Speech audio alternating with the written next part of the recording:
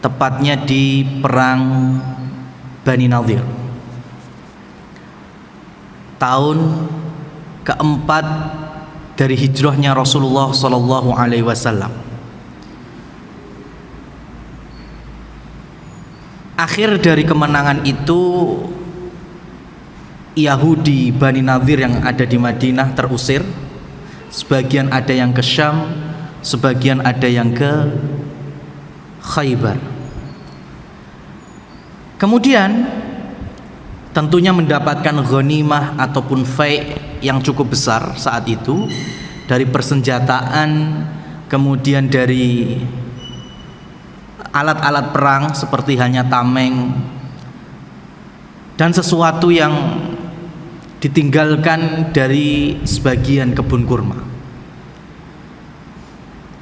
Lalu Rasulullah Shallallahu Alaihi Wasallam mengumpulkan Muhajirin dan Ansor. Ini hikmah terakhir kejadian dalam Bani Nadir. Rasulullah Shallallahu Alaihi Wasallam bersabda, "Aku akan bagi harta rampasan ini. Pilihlah kalian wahai kaum Ansor. Saya bagi, Muhajirin dapat, Ansor dapat." Tahun keempat Hijriah, Mas. Kaum Ansor ekonominya belum stabil. Kaum Muhajirin ekonominya belum stabil. Mereka masih dapat suplai dari saudara-saudara Ansor yang telah Rasul Shallallahu Alaihi Wasallam persaudarakan. Ya, jadi pilihannya pertama, kata Rasul, aku bagi rata. Yang Muhajirin dapat, yang Ansor juga dapat. Tetapi kaum Ansor tetap mensuplai atau mensubsidi orang Muhajirin. Itu pilihan yang pertama. Ini Masya Allah dalam menata ekonomi Madinah Rasulullah Sallallahu Alaihi Wasallam. Pilihan yang kedua, Rasul sampaikan kepada orang Ansor, wahai Al-Ansor, kalian tidak mendapatkan jatah di harta rampasan Bani Nadir ini. Akan aku bagi ke saudara kalian Muhajirin. Tetapi kalian tidak usah repot-repot mensuplai lagi. Adil nggak ini, Mas? Adil toh? Pilih mana? Bagi roto, yang Muhajirin dapat 50%, Ansor juga dapat 50% umpamanya. Ya, tapi Ansor tetap mensuplai lagi. Yang telah Rasul Sallallahu Alaihi Wasallam persaudarakan tetap ngasih sumbangan, donasi atau macam-macam. Atau yang kedua, kalian nggak dapat sudah, biarlah harta ini miliknya Muhajirin semuanya, tapi kalian tidak perlu nyuplai lagi. Kira-kira antum pilih yang mana? Antum pilih yang mana? Kayaknya nggak usah nyuplai aja ya. Tetapi inilah yang disebut oleh sebagian ahli ilmu a'la sakha. Level tertingginya dermawan adalah al-ithar. Apa itu ithar? Ithar adalah taqdimul ghair ala nafsih, mengutamakan orang lain daripada dirinya sendiri. Dan setiap ada pembahasan ithar, pasti semua dari ahli ilmu membahas masalah ithar pasti membawa ayat Al-Hasyr ayat 9. Ya. Potongan dari surat Al-Hasyr ayat 9. Ya. Di mana Allah Subhanahu wa taala ketika menurunkan ayat ini, karena orang Ansor saat itu menjawab pilihannya, wahai Rasulullah, silahkan bagi harta Bani Nadir itu ke saudara kami Muhajirin saja. Kita nggak butuh, nggak usah dibagi ke Ansor, cukup Muhajirin saja. Tapi kalau masih kurang silahkan ambil harta kita juga. Ya, itu pilihannya Mas, orang Ansor, Masya Allah. Ya, nggak usah dibagi ke Ansor. Ya, bagi saja ke saudara kita Muhajirin. Cuma kalau masih kurang boleh silahkan. Artinya saudara-saudara Al-Ansor, ya, mereka siap tidak menerima harta rampasan, ya, tetapi mereka juga tetap bersedia untuk mensuplai saudara mereka muhajirin. Masya Allah. Kemudian turunlah firman Allah Subhanahu wa taala, wa yu'thiruna ala anfusihim walau kana bihim khasasah wa may yuqasha nafsihi faulaika humul muflihun. Wa yu'thirun, merekalah orang-orang Madinah, orang-orang Ansor yang lebih mengutamakan saudaranya daripada mereka sendiri. Walau kana bihim khasasah, meskipun mereka juga butuh. Ya, di depan mereka ada pohon-pohon kurma, harta semuanya ini, depan mereka ada persenjataan, harta juga ini. Tetapi mereka tahu bahwa ala sil'atallahil ghaliyah, ala sil'atallahil jannah. Bukankah perniagaan Allah itu mahal? Perniagaan Allah itu adalah surga. Tergantung kita mau membeli surganya Allah dengan apa. Mereka mengutamakan saudaranya muhajirin dibandingkan kehidupan mereka sendiri. Wa may yuqassuha nafsihi, maka siapapun yang mampu terhalangi rasa kikir, rasa medit, faulaika humul muflihun, maka sejatinya merekalah orang-orang yang juara, orang-orang yang sukses. Nah, ini Mas, besar sekali. Maka sampai ada di dalam usul tarbiyah Islamiyah, dalam pendidikan Islam itu, kunci sukses orang tua mendidik anak diantaranya adalah ketika orang tua itu selesai urusannya dengan saudara-saudarinya. Artinya paman bibinya anak. Kalau anak melihat orang tua itu, ya, rukun guyub sama saudara-saudarinya, insya Allah akan menjadi percontohan anak generasi kaum muslimin. Tapi kalau orang tuanya saja sama dulur baik, ora gathuk belas, ya, masih sikut-sikutan, bahkan sampai neng-nengan, diem-dieman, maka bagaimana bisa menorehkan generasi selanjutnya yang siap untuk membawa Islam dan syariat Allah yang agung ini. Makanya kalau zaman dulu itu kan anak-anak para sahabat terkadang diminta untuk memberikan hadiah kepada paman-paman atau bibi-bibinya. Sampai nggak di negeri kita Mas? Sampai toh? Harusnya sampai, banyak contohnya.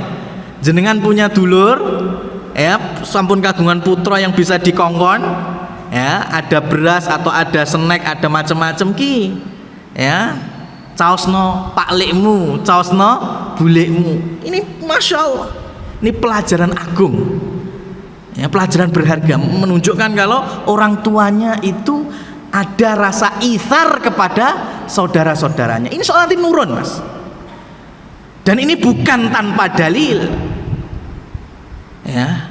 Karena riwayat Aisyah radhiyallahu taala anha, ketika ada seorang ibu-ibu minta kepada beliau, kepada Aisyah, ketok pintu rumahnya Aisyah. Ketika Aisyah buka, ternyata ibu-ibu itu ditemani dua anaknya yang masih kecil-kecil, minta makan. Aisyah nyari apa yang bisa dikasih, ternyata ketemu cuma 3 butir kurma Mas, ya, 3 butir kurma. Dan ini bukan cerita yang asing. Bahkan dalam riwayat Anas bin Malik, beliau menyaksikan sendiri 2 bulan dapurnya rumah-rumah istri Rasul Shallallahu Alaihi Wasallam tidak keluar asapnya. Artinya tidak masak, ya, ketemu 3 butir kurma, masya Allah. Maka Aisyah memberikan 1 untuk ibunya, 1-nya nanti untuk anaknya, 1-nya untuk anaknya yang lain. Maka seneng sekali, jenenge bocah dikei panganan kan seneng. Tapi ibu yang lihat anaknya kok kayak esek keluwen, ya ibunya belum makan dulu. Sampai kemudian ternyata anaknya masih kurang. Maka bagian dari ibunya ini diparuh lagi Mas, separuh untuk anaknya, separuh untuk anak yang satunya lagi. Dan Aisyah meriwayatkan hal ini. Nah, ini bentuk daripada itsar. Dan itsar yang wajib adalah anak kepada orang tua. Itu sudah bukan sunnah lagi, sudah menjadi kewajiban. Anta wa maluka li abika. Dirimu dan hartamu milik siapa? Milik orang tuamu. Jadi nggak perlu orang tua minta pun, kalau kita ada sesuatu yang lebih kita kasihkan, masya Allah. Ini bukti dari birrul walidainnya seorang anak terhadap orang tuanya. Ma'asyiral muslimin wal muslimat rahimani wa rahimakumullah tabaraka wa ta'ala.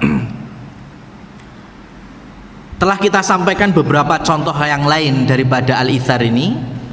Yang paling sering kita kemukakan ya saat Rasulullah mempersaudarakan Abdurrahman bin Auf dengan Al-Ansari Sa'id bin Rabi'. Tidak ada ucapan perkenalan antara mereka berdua kecuali Sa'id bin Rabi' menawarkan apa yang ada pada dirinya. Ya, wahai saudaraku Abdurrahman bin Auf, li manzilani, ya, wasyarikatani atau matjarani, sesungguhnya aku memiliki 2 rumah. Kalau engkau mau, pilih salah satu yang mana, ya, aku kasihkan untukmu. Aku memiliki 2 toko atau 2 perusahaan, tinggal engkau milih yang mana, aku kasihkan kepadamu. Sampai ini yang hati-hati sekali mas, ini ukhuwah paling tinggi, bahwasanya aku memiliki 2 istri, mana yang engkau inginkan, maka nanti akan aku cerai, kemudian tunggu masa iddahnya, kemudian siap engkau nikahi. Masya Allah, ini ukhuwah tingkat tinggi, jangan asal dipraktekkan mbak ya, kalau belum levelnya para muhajirin dan ansor. Tetapi Abdurrahman bin Auf hanya menjawab, barakallahu laka fi amwalika wa usratika, semoga Allah memberkahi dirimu dari harta dan keluargamu. Dullani ala suq, tunjukkan saja mana pasarnya. Masya Allah, ini bukti itsar, ya, mengepentingkan urusan saudara kaum muslimin dibandingkan urusan sendiri. Kemudian kita lanjutkan sesuai yang ada di buku.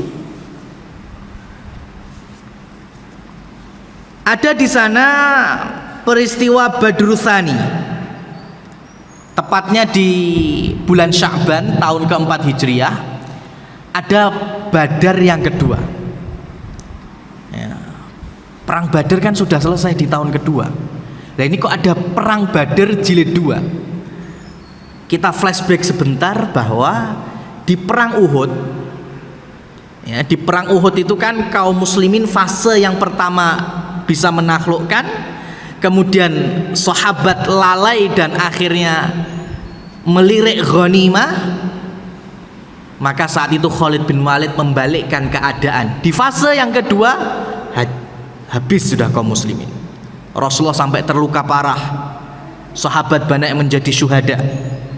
Tetapi kemudian masih ada sisa-sisa tenaga untuk melawan, bahkan mengejar kaum musyrikin. Yang pada saat itu Abu Sufyan berkata dan berjanji bahwa tahun depan kita ketemu lagi di Badar. Ya, tahun depan kita bertemu lagi di Badar.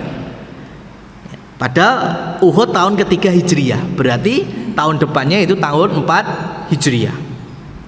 Maka setelah Bani Nadir ini, Rasulullah SAW mempersiapkan 1.500 pasukan, 10-nya berkuda, dan Rasul bawa semua sahabat 1.500 ini ke Badar. Ya, sebelum kedatangan orang-orang musyrik Mekah, dipimpin langsung oleh Abu Sufyan. Adapun kaum muslimin, benderanya dibawa oleh Ali bin Abi Thalib. Ini tahun Masehinya 626. Sekali lagi ya, di beberapa buku disebutkan Ali bin Abi Thalib 626 ada di Kuningan Jawa Barat. yaitu aline sapa mbuh, ya kan? Tapi kalau Ali mantunya Rasulullah Shallallahu Alaihi Wasallam saat itu menjadi panglima besar untuk penaklukan Badr untuk kedua kalinya. Kaum musyrikin mereka tiba di daerah Dhahran, wilayah ada yang menyebut Majannah, ada yang menyebut Majinnah. Kemudian sudah kita bahas bahwa musuh Islam telah Allah berikan rasa ketakutan sepanjang tempo satu bulan. Ini kekhususan masa Rasulullah Shallallahu Alaihi Wasallam. Maka di Dhahran itu, di wilayah Majannah itu, Abu Sufyan merasa kayaknya nggak usah perang aja lah. Ya, tetapi mencari alasan. Alasannya apa? Saat itu betul-betul musim paceklik. Ya, maka mereka sampaikan kepada orang-orang Quraisy yang ikut bersamanya, 2000 orang, 50-nya pakai berkuda. Abu Sufyan sampaikan nggak usah perang pada tahun ini. Ya kayaknya kita balik saja. Ya kita kembali mungkin ngurusi kurma, mengawinkan kurma. Baru nanti kalau sudah musimnya musim enak, ya nggak paceklik, kita baru berangkat lagi untuk melawan kaum muslimin. Akhirnya Rasulullah Shallallahu Alaihi Wasallam tunggu selama 1 pekan, ya ada bilang 6 hari, 7 hari atau 8 hari, tidak jedul-jedul kaum Quraisy itu. Ya, jadi Badr yang kedua itu tidak terlaksana atau tidak terjadi pertempuran. Ya, kaum muslimin jelas mendapatkan kemenangan. Ya, beritanya tambah tersebar lagi bahwa muslimin mampu menaklukkan Quraisy di Badr untuk kali kedua tanpa harus berperang. Artinya ada satu cacat kaum musyrikin, mereka pengecut. Maka kaum muslimin lebih unggul dalam hal ini pada waktu itu. Sehingga sambil menunggu itu kaum muslimin jualan, Mas. Karena orang ya, muhajirin, orang Ansor saat itu paceklik, maka mereka mending gembala nggak bisa, maka mending jualan. Jadi di Badr mereka jualan. Ya, ada kafilah, kan Badr merupakan jalur arah Syam, ya antara Mekah ke Syam. Jadi mereka bisa jualan, ketemu kafilah, ada yang dijual, ada yang dibeli. Ya, dan Allah Subhanahu Wa Taala memberikan keuntungan yang cukup besar bagi kaum muslim. Nah itu yang ada pada pasal ke-13. Alhamdulillah kita akan melanjutkan pasal yang ke-14, yaitu hawadis, kejadian-kejadian selama tahun 4 Hijriah. Gak munggah-munggah sejak kemarin, Mas ya. Saya ingin munggah lah. Fi sanati rabi'ati nazala Jibril fi ghazwati dzatir riqa' bi salatil khauf wa fi hadhil ghazwati aidan nazalat ruhsatut tayammum. Ini nanti akan kita beri catatan bahwa di tahun yang keempat turunlah malaikat Jibril di perang Dzatur Riqa' atau dikenal dengan perang Muraisi', perang Bani Mustaliq. Dan saat itu disyariatkannya sholat khauf. Ya, sholat kalau terjadi pertempuran bagaimana, itu ada fikihnya. Dan di pertempuran ini turun pula ayat mengenai tayamum. Nah ini Masya Allah, ini pembahasannya bagus sekali. Cuma masalahnya kita akan memberikan catatan, ya, karena buku ini merujuk kepada riwayat Ibnu Ishaq di dalam Ibnu Hisham, ya, bahwa pada hakikatnya perang Dzatur Riqa', karena yang meriwayatkan diantaranya adalah sahabat yang mulia Abu Musa al-Ash'ari radhiyallahu ta'ala anhu. Jadi Abu Musa al-Ash'ari itu mutawatir riwayatnya kalau beliau ikut dalam perang Dzatur Riqa'. Dan beliau sendiri yang menyampaikan bahwa beliau itu masuk Islam satu masa, ya, beliau datang dari Yaman, ya. Al-Ash'ari itu kabilah di Yaman sana, kemudian ke Mekah, kemudian ke Madinah. Itu satu waktu dengan Ja'far bin Abi Thalib dari Habasyah. Ya, kan mereka Ja'far itu kan dari Habasah yang kedua, ya, hijrah yang kedua itu sampai tahun ke-7 Hijriah baru datang ke Madinah. Jadi Nabi hijrah itu sahabat-sahabat sekitar 70 orang yang ada di Habasah belum langsung ke Madinah. Ya, mereka masih berada dalam tanggung jawab Raja Najasyi dan menyebarkan dakwah Islam di sana. Ya. Maka di tahun ke-7 itu Ja'far bin Abi Thalib ada di Madinah, Abu Musa al-Asy'ari juga datang, berikut juga ada Khalid bin Walid, mereka berdua meluk Islam. Artinya peristiwanya itu setelah perang Khaybar. Berarti perang Dzatur Riqa itu bukan terjadi pada tahun 4 Hijriah.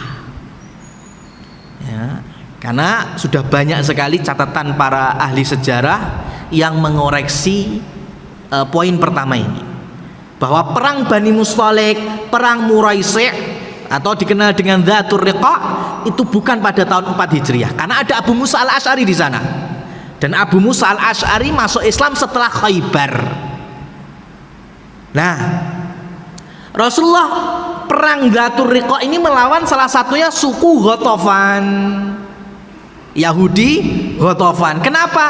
Karena Yahudi Ghatafan itu termasuk sekutu terbesar dari orang-orang Yahudi dan orang-orang musyrik Mekah dalam melawan Rasul di perang Khandaq atau perang Ahzab.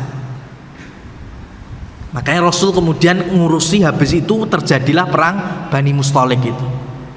Jadi diawali dengan Ahzab, baru kemudian Khaybar, baru kemudian habis Yahudi yang ada di Madinah saat itu. Jadi runutnya demikian, Mas. Ya, jadi masuk tahun 4 Ghatafan belum ada apa-apa, Rasul sudah perangi. Abu Musa al-Asy'ari juga masih di Mekah, ya, dari Yaman. Maka yang tersahih, ya, dengan izin Allah insyaallah, yaitu perang Dzatur Riqa terjadi tahun ke-7 dari hijrahnya Rasul sallallahu alaihi wasallam. Jadi tentang masalah sholat khauf ya nanti dulu, Mas. Nunggu berapa tahun lagi? Ini tahun keempat, 3 tahun lagi, Mas. 3 tahun hijrahnya Rasul, bukan 3 tahun kajian ini. Wah, kesuwen ya. Kemudian tayamum juga nantinya kita akan ambil tayamum juga pada tahun ke-7 dari hijrahnya Rasul sallallahu alaihi wasallam. Kita langsung masuk ke poin yang kedua. Wa fi hadhihi sanah tuwfiyat Zainabu zaujur Rasul sallallahu alaihi wasallam wa Abu Salamah ibnu ammatihi alaihi salatu wassalam wa huwa akhuhu minar radha'. Di tahun yang sama, tahun 4 Hijriah ini, wafatlah Ummul Mukminin Zainab bintu Khuzaimah, ya, istri Rasul sallallahu alaihi wasallam yang dinikahi tercepat. Ya, dinikahi kapan? Kita sudah runut loh ya, menikahi istri Nabi Khadijah radhiyallahu taala anha. Kemudian yang kedua siapa? Aisyah akadnya dulu, ya, Aisyah akadnya dulu. Kemudian Rasulullah menikahi siapa? Saudah radhiyallahu taala anhuma. Sudah berapa? 3. Tapi Khadijah sudah wafat. Berarti yang dibawa ke Madinah saat hijrah Aisyah dan Saudah. Kemudian Rasulullah Shallallahu Alaihi Wasallam menikahi di tahun ketiga Hafsah putri Umar radhiyallahu taala anhu. Kemudian Rasulullah Sallallahu Alaihi Wasallam menikahi Zainab bintu Khuzaimah, dan beliau kurang lebih bareng Rasul, ada yang meriwayatkan 6 bulan, 3 bulan, dan 8 bulan. Artinya nggak sampai 1 tahun beliau wafat. Ya, seorang ibu kita yang dikenal dengan Ummul Masakin, ibunya orang-orang miskin, yang peduli sekali dengan kaum du'afa, kaum fuqara. Ini perempuan, Mas, ya, perempuan, orang yang cantik, ya, berbudi pekerti, masya Allah. Bahkan sampai ulama berselisih pendapat, Zainab yang mana? Apakah Zainab bintu Jahsyin? Karena istri Rasul Zainab ada dua, ada Zainab bintu Khuzaimah, ada Zainab bintu Jahsyin radhiyallahu taala anhuma, yang dalam salah satu riwayat mendapatkan harta kurang lebih 8.000 dirham. 8.000 dirham di bulan puasa. Di hari yang sama 8.000 dirham itu dibagikan kepada para fuqara, masakin, aitam, macam-macam. Sampai di waktu iftar masuk ke rumah, lo gak duwe takjil. Tuh, Mas, kan 8.000 dirham. 8.000 kali per dirhamnya 70.000. 8 kali 7 berapa, Mas? 56. 564 setengah M, Mas, sehari. Ayo angkat tangan siapa yang mau sedekah 1 hari setengah M, ya. Dan ketika mau iftar balik ke rumahnya nggak didapati takjil, ya, itu para ulama bingung, ini yang mana, Zainab yang mana? Kalau Zainab bintu Khuzaimah bisa jadi karena beliau dikenal Ummul Masakin, peduli sekali dengan orang-orang miskin. Kalau Zainab bintu Jahsyin bisa jadi karena Zainab bintu Jahsyin itu sering sekali menjualkan samak-samak kulit itu, ya, kulit yang udah disamak. Kemudian beliau juga bisa membuat minyak wangi untuk dijualkan, dan dari hasilnya itu terkadang sering sekali beliau sedekahkan, ya. Jadi dua-duanya berpotensi. Yang mana ini? Yang jelas ada di antara Ummul Mukminin yang bersedekah 8.000 dirham dalam 1 hari. Ini, Mas, ya. Jadi perempuan itu dalam sejarah Islam, masya Allah, ya, ada dikenal dengan Zubaidah. Ya, Zubaidah itu istrinya Harun Ar-Rasyid. Ini pasangan yang uangel goleane, Mas. Ya, Zubaidah itu nama aslinya Amatullah. Ya, Zubaidah anaknya Ja'far Bani Abbasiyah, ya, sepupu dari Harun Ar-Rasyid, kemudian nanti dinikahi oleh Harun Ar-Rasyid. Lah, Harun Ar-Rasyid sama Zubaidah ini semuanya orang-orang berduit ini. Harun Ar-Rasyid orang kaya, Zubaidah juga perempuan kaya. Sampai dikenal Zubaidah itu kan diambil dari Zubdah. Zubdah itu jenengan tahu mentega, blue band. Ya, gimana teksturnya? Halus, orangnya halus, secara perawakannya, kulitnya halus, ya. Kemudian rasanya yo enak, legit, macam-macam. Begitu juga Zubaidah, fisiknya mempesona, perangainya apalagi. Dan mereka berdua ini pasangan suami istri. Kalau hari ini, tahun ini Harun Ar-Rasyid jihad, istrinya haji, ya. Ya, tentunya masalah mahram itu ada mahramnya. Kalau ternyata Harun Ar-Rasyid tahun depan haji, istrinya membekali jamaah haji, ya, atau membekali pasukan kaum muslimin untuk jihad. Udah antara suami istri kayak gitu terus, Mas. Angel mangan golek aneh. Bukti yang paling nyata saat itu berada di Baghdad, ya, istana Bani Abbasiyah ada di Baghdad, Irak. Kalau ke Mekah otomatis melewati Taif. Sampai sekarang ada buktinya. Di sekitar Taif, ya, di Bukit Wadi Nu'man sampai ke Mekah itu ada sumur-sumur jumlahnya ratusan, Mas. Dan itu masih ada plakatnya Ain Zubaidah, sumurnya Zubaidah, nomor sekian sampai sekarang. Untuk apa? Untuk meringankan para jamaah haji. Dulu belum ada kilang-kilang pipa-pipa banyu, Mas, belum ada air isi ulang. Maka beliau punya proyek besar. Dari Zam-Zam di Mekah itu ditandu dengan kuda-kuda, diisikan ke sumur-sumur penampungan, mulai dari Mekah ke Taif, Taif sampai Baghdad. Nanti dari Mekah sampai ke Arafah, Arafah Musdalifah, sampai sekarang masih ada temboknya. Seperti tembok Geladak itu apa Mas? Benteng Fasdunbuk, kan? Itu cuma itu lebih bagus aja karena dipelihara. Antara Arafah sampai Musdalifah masih ada tembok itu dulunya adalah aliran air wakaf dari Zubaidah, perempuan muslimah, tetapi tahu bagaimana beramal yang mengungkuli laki-laki. Ya, contohnya mengungkuli suaminya juga usahanya. Masya Allah, ini jarang-jarangan. Tapi buktinya ada sampai sekarang, wakafnya itu terpelihara dan sampai hari ini bisa kita lihat. Wallahu a'lam bishawab. Kita jeda terlebih dahulu untuk mendengarkan adzan.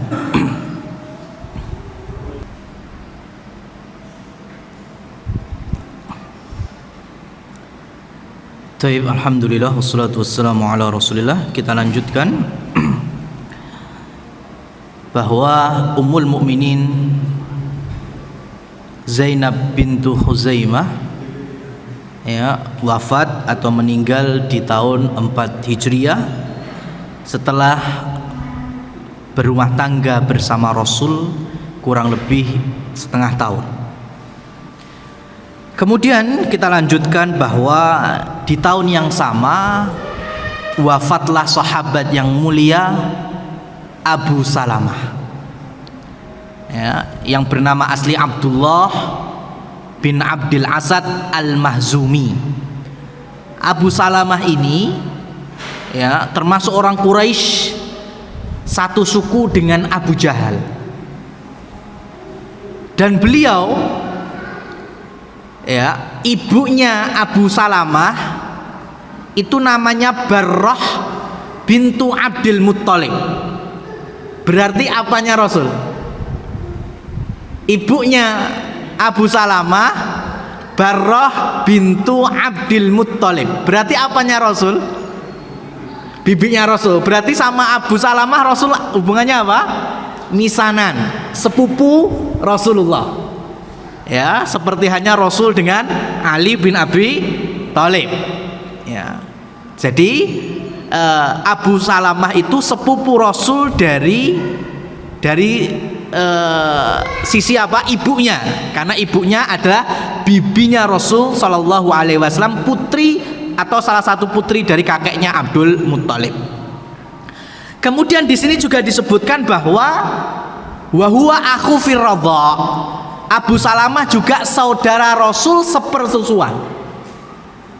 Jadi selain sepupu, Rasulullah itu juga saat menjadi saudara Abu Salamah sepersusuan. Seperti Rasul dengan Hamzah. Itu meskipun paman ponaan, ya, Hamzah paman Nabi, tapi saudara satu sepersusuan. Ya, siapa yang menyusuinya saat mereka kecil? Yaitu budaknya Abu Lahab yang dikenal dengan Thuwaibah. Thuwaibah ibu susuan Rasul dalam waktu yang sama juga menyusui siapa? Abu Salamah. Karena usia mereka nggak terlalu terpaut jauh. Nah ini jadi hubungan kekerabatan dengan Abu Salamah ini masya Allah, dari nasab Quraisynya masih dapat sampai pamannya, ya dari bibinya Rasul. Kemudian dari sisi persaudaraan sepersusuan juga dapat dari Thuwaibah. Nah, Abu Salamah ini termasuk as-sabiqun al-awwalun, masuk Islam sebelum kaum muslimin ngaji di rumahnya Al-Arqam. Ya, bahkan salah satu riwayat Abu Salamah ini termasuk ya 11 12 13, artinya belasan awal kaum muslimin yang bersahadat di Mekah.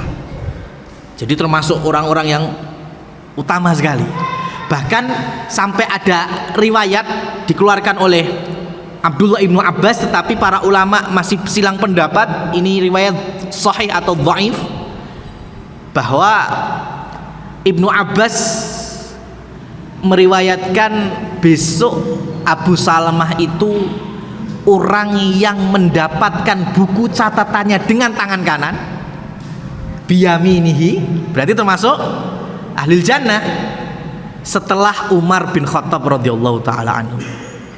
Jadi salah satu keutamaannya Abu Salamah. Tetapi sebagian ahli ilmu masih mempertanyakan apakah riwayat ini sahih ataupun ada sisi kelemahannya. Wallahu a'lam bishawab. Abu Salamah ikut Badar. Abu Salamah juga ikut Uhud dan terluka di Uhud. Ikut ngejar ke Hamra al-Asad, tambah parah lukanya sampai beliau nantinya wafat karena bekas luka-luka dari perang Uhud ini. Tapi kisah Abu Salamah lebih banyak dipotret berserta istrinya, yaitu Ummu Salamah. Ya. Ummu Salamah yang bernama Hind binti Abu Umayyah al-Makhzumiyah, satu suku dengan Abu Salamah, satu suku dengan Abu Jahal. Quraisy kuat, ya. Namanya tadi siapa?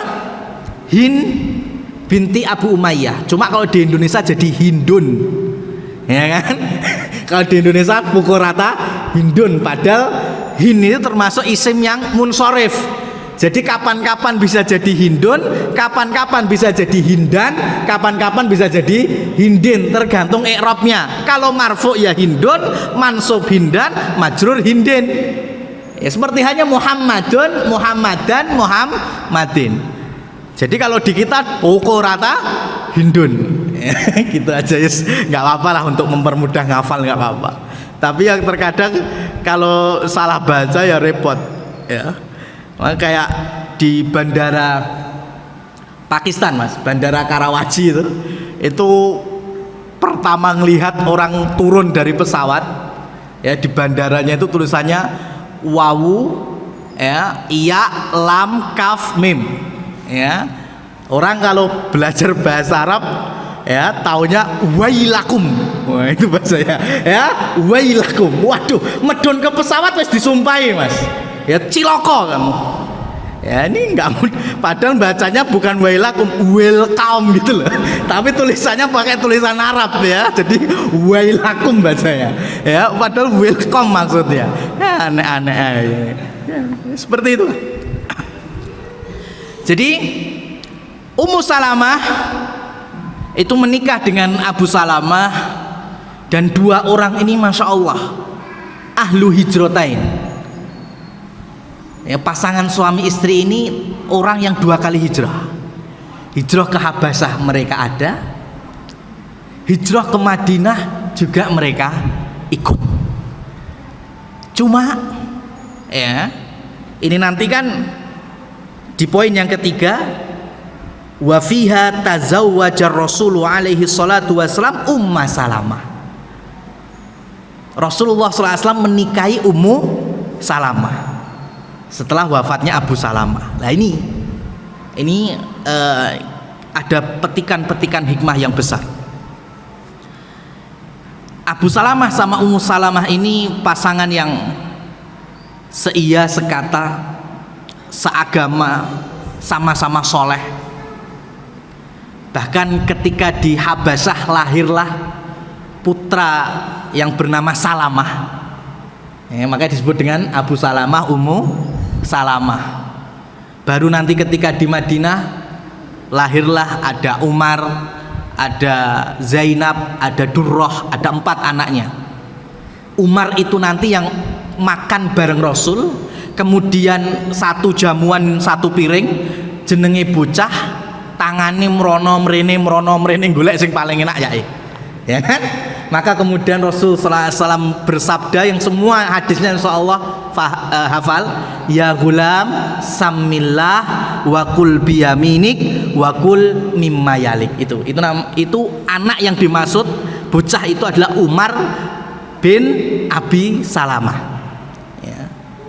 Yang saat itu Rasul sallallahu alaihi wasallam memberikan pelajaran, wahai anak, bismillah dulu, kemudian makan dengan tangan kanan, makan ngambil dari yang paling terdekat darimu. Nah, Abu Salamah sama Ummu Salamah Hind ini ketika ada perintah hijrah ke Madinah, maka Abu Salamah siap bersegera untuk hijrah. Disiapkan kendaraan, disiapkan istrinya, disiapkan Salamah yang masih kecil, belum sampai 5 tahun usianya. Tetapi mereka dari kalangan Bani Mahzum, Abu Jahal.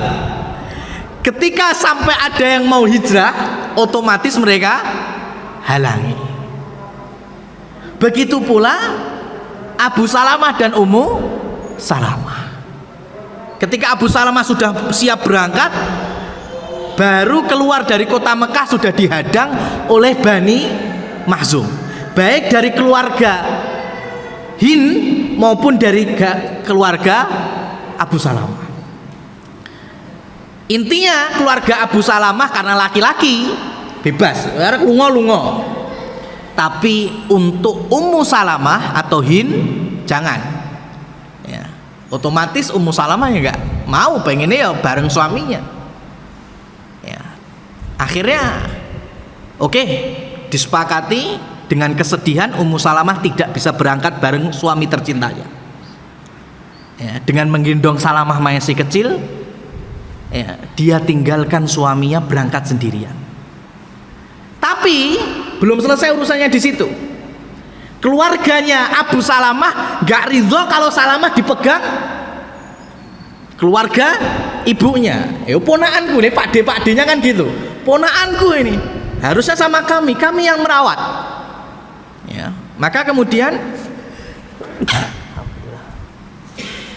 Salamah diontang-anting, Mas, ditarik-tarik dari sisi keluarga bapaknya, dari paklek-pakleknya, dari sisi keluarga ibunya juga, sehingga patahlah atau terputus bahunya sini, Mas. Sakit nih Bang Salamah. Meskipun nanti menjadi kesatria itu urusan lain setelah sembuh, tapi usia 5 tahun ditarik-tarik itu sampai putus engsel bahunya itu. Gimana nggak tambah sedih Ummu Salamah? Suaminya meninggalkannya ke Madinah dulu, kemudian anaknya terluka, kemudian tinggal sendiri di Mekah. Maka dalam beberapa riwayat, Ummu Salamah di tempat itu selama 1 tahun. Selama 1 tahun, setiap pagi datang ke tempat itu membawa Salamah, nangis rindu sama suaminya, sampai sore baru balik. Ini Mas, ini seorang cintanya seorang istri, sahabiat ini Mas. Gerantes, betul gerantes. Hatinya galau betul. Setiap hari selama 1 tahun.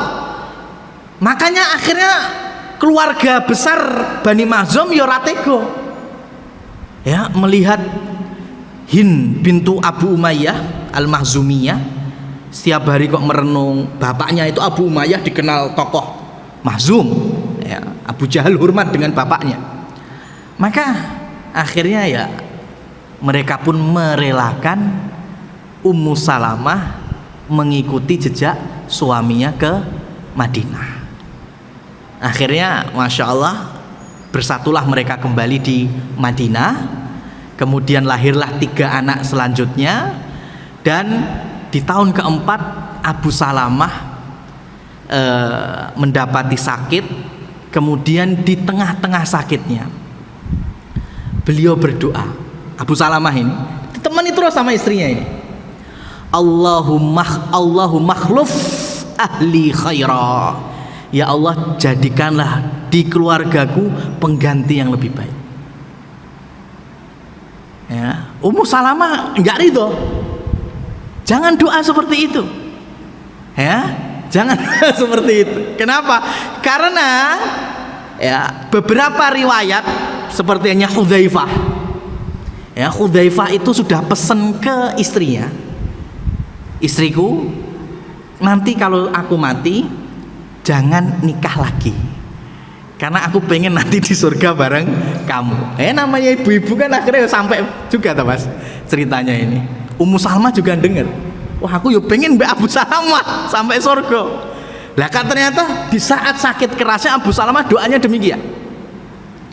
Tetapi Abu Salamah Masya Allah, Abu Salamah itu yang meriwayatkan hadis mamin muslim, ya, tidaklah kalau ada seorang muslim yang terkena musibah kemudian mengucapkan innalillahi wa inna ilaihi rajiun, Allahumma ajurni fi musibati wa akhluf li khairam minha, ya, ketika sudah istirja kemudian berdoa, ya Allah, berikanlah pahala dengan musibahku ini dan gantilah dengan yang lebih baik. Hadis ini yang meriwayatkan siapa? Abu Salamah.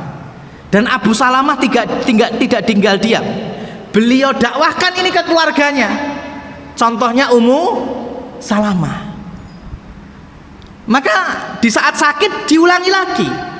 Tidakkah engkau mendengar bahwa Rasulullah Shallallahu Alaihi Wasallam bersabda, kalau kita terkena musibah doanya kayak gini, Allahumma ajurni fi musibati wa akhluf li khairam minha, in mittu tazawwaji, jika aku meninggal nikahlah lagi.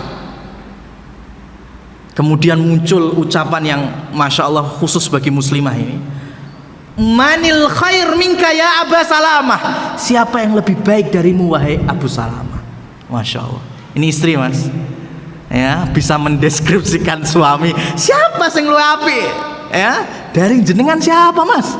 Nggak ada. Jenengan ini udah seutuhnya perfect bagiku. Ini Ummu Salamah, masya Allah, ya. Sekarang kan lah esok gendang bar, gendang mati, wah nyedak nih malah repot, ya kan, repot mas. Ummu Salamah sebisa mungkin di surga bareng Abu Salamah. Cuma Abu Salamah, ya, ahli ilm, juga tahu bahwa anaknya masih kecil-kecil, istrinya, ya, masih cukup usianya, ya, belum terlalu tua, maka menasihati, jika engkau taat kepadaku saat aku meninggal nikahlah, ya. Dan beberapa waktu kemudian datang Rasulullah menjenguk, ya, mendoakan, ya. Di suatu pagi hari Rasulullah keluar, ya, keluar dari rumahnya Abu Salamah, terdengar ada isak tangisnya Ummu Salamah, dan ternyata Abu Salamah sudah innalillahi wa inna ilaihi raji'un.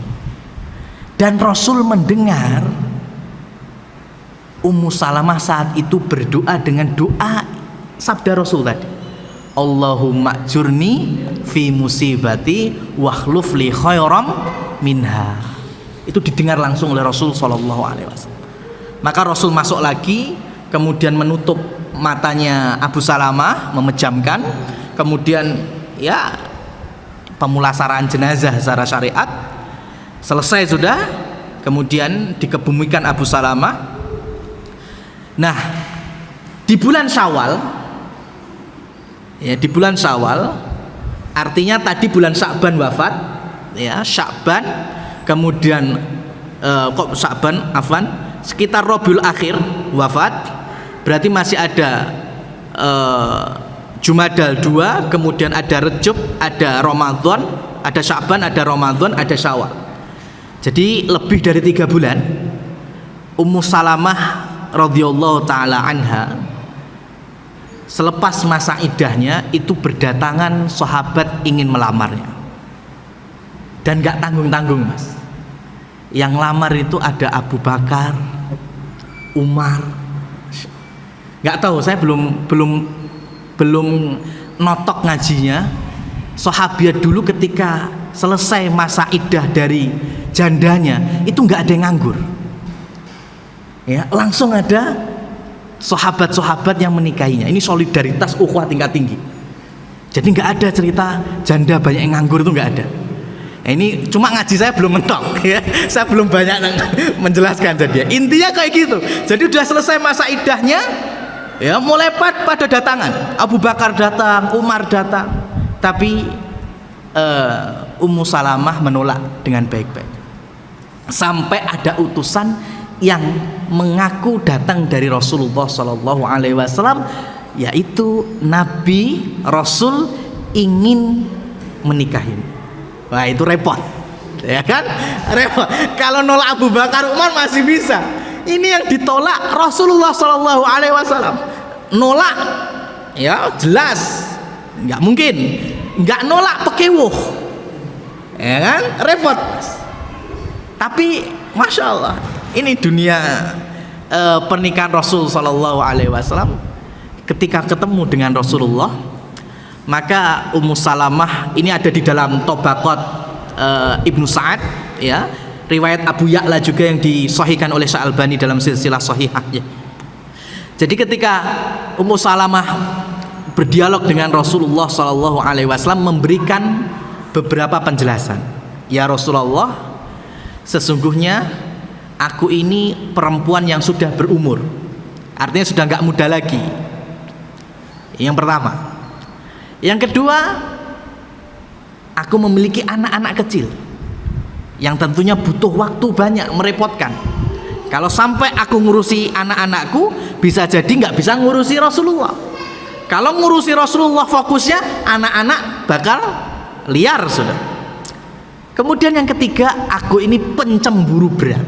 Wah, repot. Tiga ya, salah. Ini alasan nolak yang halus, ya, kepada Rasulullah Sallallahu Alaihi Wasallam. Tetapi Rasul menjawab, masalah usiamu, ya, sudah cukup umur, aku lebih tua daripadamu. Ya, Rasulullah saat itu udah berapa? 52 ditambah 4, 56 kurang lebih. Ya, 55, 56 tahun. Dan antum tahu Ummu Salamah saat itu usianya berapa? Sekitar 27 atau 28 tahun. Siapa yang usianya 27 28? Angkat tangan, Mas. Ya, segernya seperti sampean itu. Ya. Kemudian masalah anak-anakmu, aku juga punya anak-anak, maka anakmu menjadi anakku juga. Ini jawaban untuk kedua. Jawaban yang ketiga bagi Rasulullah SAW, masalah cemburumu baru kita serahkan kepada Allah Subhanahu wa ta'ala. Minta doa Rasul. Rasul juga nggak bisa ngayai kalau masalah cemburu, ya. Maka obatnya cemburu itu memang kepada Allah Subhanahu wa ta'ala.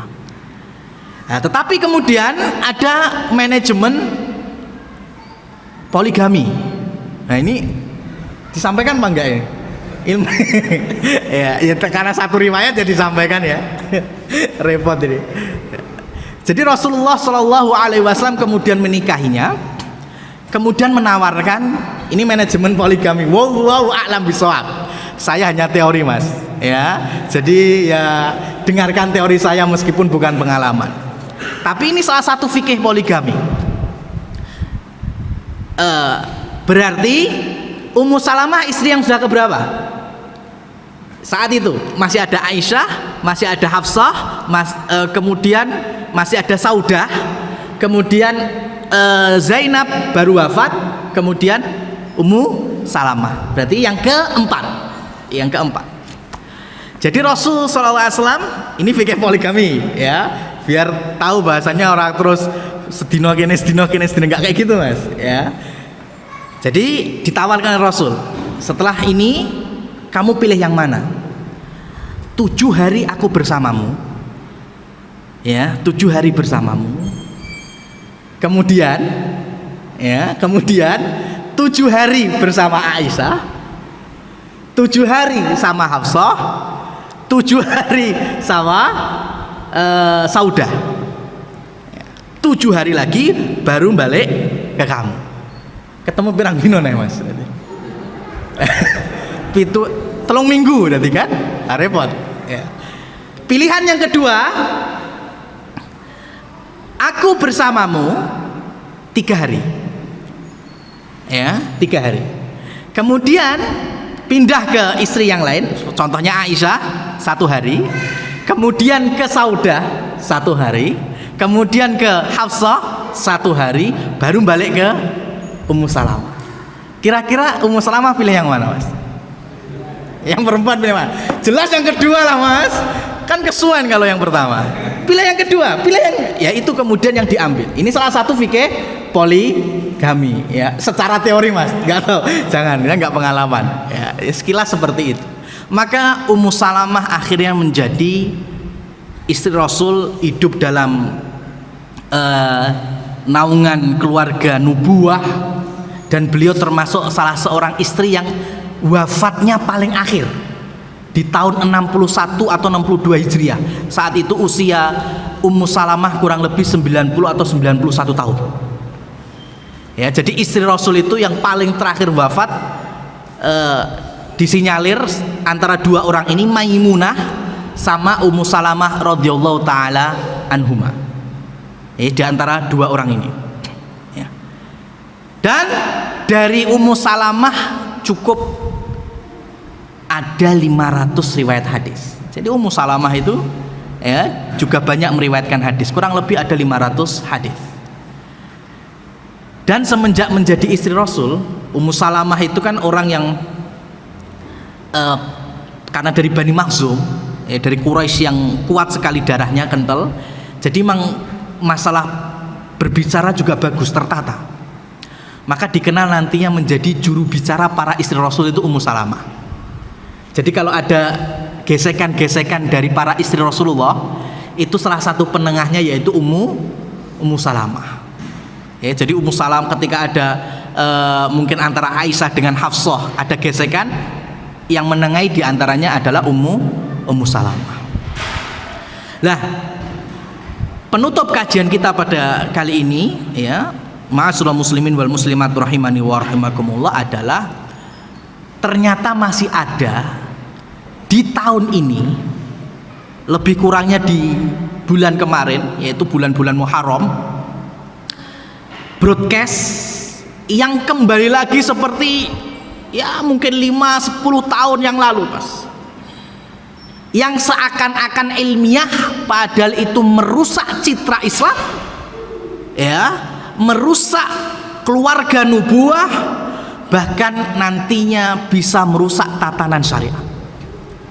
Apa itu? Kembali lagi tersebar, karena saya juga dapat, Mas, bahwa Aisyah radhiyallahu taala anha dinikahi Rasul bukan di usia 7 ya tahun, kemudian berkumpul dengan Nabi di usia 9 tahun, enggak. Ya, dicari riwayat Aisyah nikah dengan Rasul usia 18 tahun, usia sekitar 20 tahun gitu. Dengan data-data seakan-akan ilmiah. Dan itu banyak yang akhirnya kesebar. Padahal itu pertama kali yang muncul itu orang liberal, Mas, di Mesir sana. Itu yang mengeluarkan pertama. Ya, itu disamakan dengan kitabnya Ibnu Hajar Al-Asqalani dibuka, kemudian Ibnu Katsir dibuka, kayak ilmiah. Padahal sudah puluhan para ulama yang membantah semuanya ini dengan berbagai macam riwayat. Kenapa? Karena Aisyah dinikahi Rasulullah Shallallahu Alaihi Wasallam itu riwayat siapa? Riwayat Aisyah sendiri. Kan dinikahi Rasul, beliau bisa menceritakan langsung, dan itu ada di kitab Sahih Bukhari. Kalau sampai kaum muslimin sampai hari ini ada yang menyebarkan kayak gitu, itu pada hakikatnya menyebarkan kesesatan dan kedzaliman, dusta atas nama para ummahatul mukminin. Karena data itu cuma ada dua kemungkinan, datanya salah atau dia dusta dengan data itu. Ya. Kenapa? Karena niatnya bukan masalah nyebarkan itu aja, Mas. Niatnya kalau sampai kaum muslimin yakin, padahal riwayat itu riwayat siapa? Sahih Bukhari. Berarti nanti akan muncul lagi 15 abad kaum muslimin saklek dengan Sahih Bukhari. Dengan ada ini berarti nggak usah belajar dengan Sahih Bukhari. Repot, Mas, syariat nggak pakai Sahih Bukhari mau pakai siapa? Ya, kitab yang paling mulia setelah Al-Quran bikinan manusia ya Sahih Bukhari. Di situ juga kemudian dikisahkan, diriwayatkan bahwa Rasulullah menikahi istri-istrinya semuanya tua-tua. Makanya yang benar baca itu yang benar. Makanya ilmu itu bukan broadcast, Mas. Ilmunya seperti ini, ngaji kitab. Ya, memang ada perselisihan. Rasulullah SAW menikah dengan Khadijah usianya terlampau jauh, itu ada silang pendapat yang terkuat. Tapi kalau Rasul menikahi Aisyah, riwayat Aisyah sendiri usia 7 tahun dikumpuli usia 9 tahun. Kalaupun ada perbedaan, ya perbedaan Samsiah Komariah cuma setahun, Mas. Kok sampai 18 tahun kan terlalu belandang. Kemudian Rasulullah Shallallahu Alaihi Wasallam menikah dengan Hafsah. Kita sudah sampaikan usianya berapa? 21 tahun. Sudah janda tapi 21 tahun. Kemudian dengan Zainab bintu Khuzaimah. Usia Zainab saat itu kurang lebih 29 tahun. Kemudian dengan Ummu Salamah, ya, di tahun keempat Hijriah ini usianya tadi berapa? 27-28 tahun. Ini banyak sekali riwayat-riwayat semacam ini, Mas. Kemudian nanti di tahun kelima Rasulullah menikah dengan Zainab bintu Jahshin. Ya, saat itu usianya Zainab agak sudah berumur ini, Mang, 37 tahun. Berumur-umurnya tapi masih kepala tiga, Mas. Coba 70 tahun, 37 siapa? Saya aja belum sampai situ, Mas. Masih seger loh, Mas. Janda-janda tapi masih seger. Kemudian di tahun yang kelima juga Rasulullah menikahi Juwairiyah. Ya. Juwairiyah ini nantinya Juwairiyah putri dari Bani Mustalik, ya, nanti pas perang Ahzab itu. Saat itu Juwairiyah usianya 19 tahun. Lulus SMA loh, Mas. Ya, 19 tahun lulus SMA loh, ya. Ya, lihat. Kemudian nanti di tahun ke-6 Rasul vakum, nggak nikah. Tahun ke-7 Rasul langsung menikah dengan 3 orang. Ya, beda-beda bulan. Ya, tahun ke-7 Rasul Shallallahu Alaihi Wasallam menikah dengan Sofiyah, putri dari seorang Yahudi. Ya, dan Sofiyah umurnya saat itu ada di usia 16 tahun. Berapa SMA, Mas? 3 SMA apa 2 SMA. Kemudian dengan Ummu Habibah, ya, Ummu Habibah saat itu usianya 32 tahun. Dan yang terakhir Rasulullah Shallallahu Alaihi Wasallam menikah dengan Maimunah, usianya juga sudah kepala 36 tahun. Ini kurang lebihnya riwayat-riwayat, ya, kisaran pernikahan Nabi Sallallahu Alaihi Wasallam dengan para istrinya. Ya, lihat. Jadi kalau bicara masalah Rasulullah menikah itu urusannya jangan emosi, jangan masalah fitrah manusia, fitrah wanita, jangan. Tetapi ini adalah wahyu dari Allah Subhanahu wa Ta'ala. Ini udah settingan dari Allah Subhanahu wa Ta'ala sebagai pelajaran berharga bagi kita semua. Ya, kenapa kita ngurusi Nabi yang jelas-jelas maksum dibandingkan coba istri-istri mungkin para sultan-sultan juga banyak nggak ada yang ngurusi tuh, Mas. Ya kan? Keraton-keraton itu juga banyak nggak pernah ada yang ngurusi. Maka paling tidak kita berpikir yang kenapa kalau masalah Islam, ya, kalau sudah dikasih ilmiah dikit saja, wah sudah tersebar. Padahal itu malah menyudutkan kaum muslimin. Tapi kalau yang ada sekarang, masya Allah, kalau nggak ada ambu-ambu Islamnya, nggak masalah. Ini yang kita khawatirkan. Dan dengan majelis-majelis semacam ini semoga Allah Subhanahu wa Ta'ala mengokohkan iman kita dengan mencintai Rasulullah berikut para ahlul bait, ya, terutamanya ummahatul mukminin radhiyallahu taala anhunna, dan semoga Allah meridhoi majelis kita dan memberkahi amal ibadah kita. Allahumma amin. Kita cukupkan. Fa subhanakallahumma wa bihamdika asyhadu an la ilaha illa anta astaghfiruka wa atubu ilaik. Wassalamualaikum warahmatullahi wabarakatuh.